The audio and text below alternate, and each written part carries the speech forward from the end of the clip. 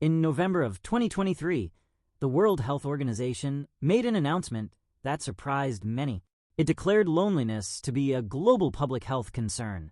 The organization launched a new commission on social connection, co-chaired by the United States Surgeon General, Dr. Vivek Murthy, and the African Union Youth Envoy, Chido Mpemba. This was not a symbolic gesture.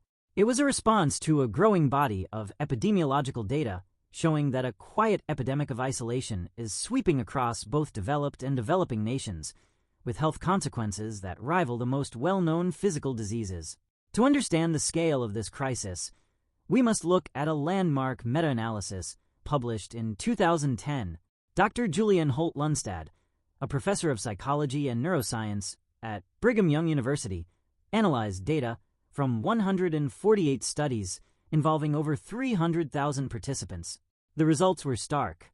Individuals with strong social relationships had a 50% increased likelihood of survival over the study periods compared to those with poor social connections.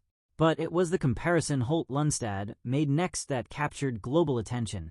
She calculated that the health risk of social isolation is statistically equivalent to smoking 15 cigarettes a day.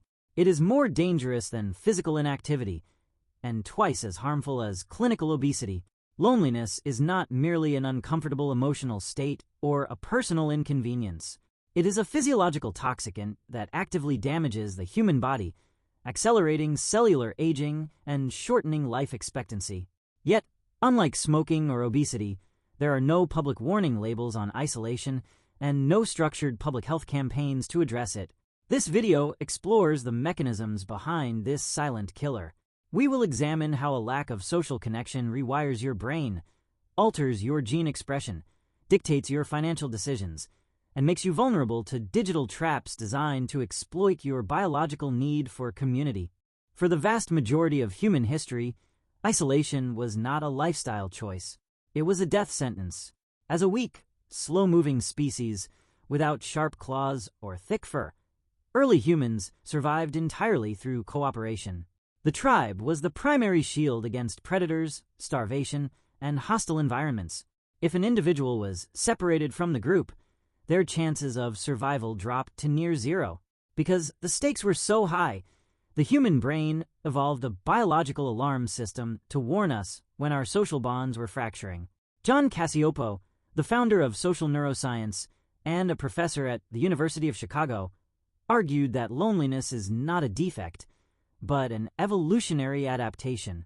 Just as physical pain warns us not to touch a hot stove and hunger drives us to seek food, loneliness is a physical signal warning us that we are drifting too far from the safety of the tribe.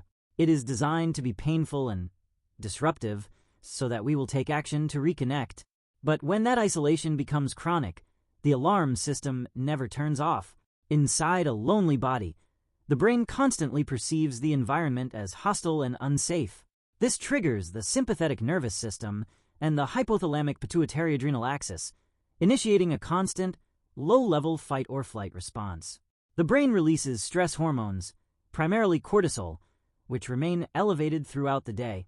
This sustained activation raises blood pressure, increases vascular resistance, and forces the heart to work harder, leading to long-term cardiovascular decay.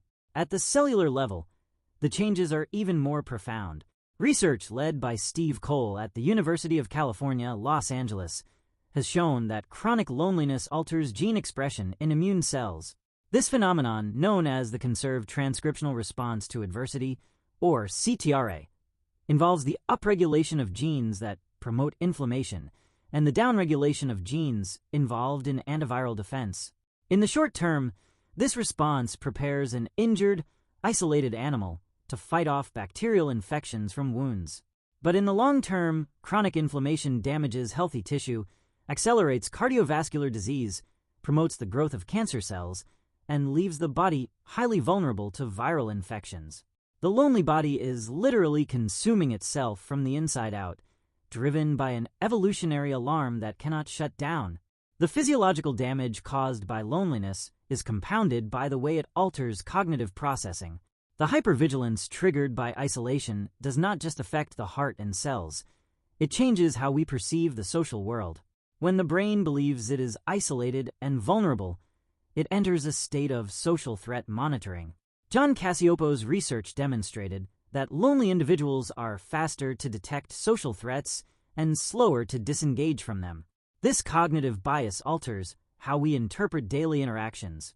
If a friend does not reply to a text message for several hours, a socially secure brain assumes they are busy. A lonely brain, operating in hypervigilance, is far more likely to interpret the delay as a deliberate rejection or a sign of fading friendship. A neutral facial expression on a colleague is perceived as hostile. An ambiguous comment is interpreted as a slight. This cognitive distortion creates a self-fulfilling prophecy known as the loneliness loop. Because the lonely individual perceives threat everywhere, they adopt defensive postures. They may withdraw preemptively to avoid rejection, exhibit cold or hostile behavior in social settings, or become hypercritical of others. These defensive behaviors naturally push people away, validating the individual's belief that the world is hostile and that they are unwanted. This drives them deeper into isolation, reinforcing the hypervigilance and making the loop harder to break. Furthermore, this constant state of threat places a heavy load on the prefrontal cortex, the brain region responsible for executive function, impulse control, and self-regulation. When the prefrontal cortex is constantly managing the stress of perceived social vulnerability, its resources are depleted. As a result, lonely individuals show poor self-regulation. They find it more difficult to delay gratification, regulate their emotions, or resist impulsive behaviors. This cognitive depletion has direct consequences for physical health, making it harder to maintain a healthy diet, exercise regularly, or get restful sleep. But it also has a significant, often overlooked impact on financial behavior. When an individual's prefrontal cortex is depleted by the chronic stress of loneliness, their financial behavior shifts. They become highly vulnerable to short-term, impulsive decision-making and compensatory behaviors designed to soothe the pain of isolation. In a comprehensive study published in the Journal of Consumer Research in 2013, sociologist Rick Peters investigated the bidirectional relationship between materialism and loneliness over a 6-year period. Peters found that loneliness and materialism feed into each other in a vicious cycle. Lonely individuals frequently turn to materialism as a coping mechanism, using the acquisition of goods to seek comfort or status. They believe that buying new things will make them happy, signal their value to others, or fill the emotional void left by a lack of social connection. This is known as compensatory consumption. However, the study also revealed that this strategy backfires. While buying a new gadget or clothing item provides a brief spike in dopamine, it does not address the underlying biological need for social connection. Worse, a focus on material acquisitions often pulls individuals away from investing time and energy into building relationships, which ultimately increases their loneliness. The cycle repeats, with the individual spending more money on material goods to cope with a growing sense of isolation, leading to financial strain without any emotional relief. Beyond impulsive spending, the cognitive deficits associated with loneliness make individuals highly vulnerable to exploitation.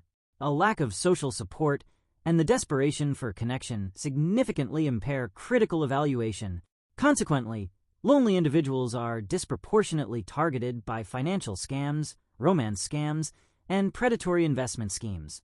According to data from the Federal Trade Commission, romance scams alone cost victims hundreds of millions of dollars annually, with isolated older adults and vulnerable younger individuals suffering the highest average losses. The desire for a social connection, combined with a depleted executive control system, bypasses the brain's natural risk assessment, leading to financial devastation. In the modern era, the crisis of loneliness has been accelerated by the decline of physical spaces where community naturally forms.